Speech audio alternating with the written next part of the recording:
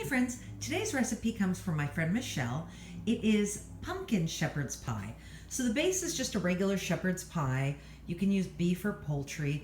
This recipe calls for an addition of spinach and ginger. And then the top, instead of mashed potatoes, you whip up those egg whites and mix in canned pumpkin for the top. I'm really excited to taste this, so I'll be right back with next steps. Alrighty, here's just a check-in. Those whites, the egg whites, are just whipped up frothy, and that meat mixture took about a cup of wine. It was just dry, dry, dry, so I added wine. You can add water, chicken broth, anything you think. I don't think it will be too liquidy once it gets into the oven, but we'll see. Anyway, like I said, just a check-in. All right, I'm gonna mix in the pumpkin into that egg white and plop it on the top of that and throw it in the oven. Okay, be right back.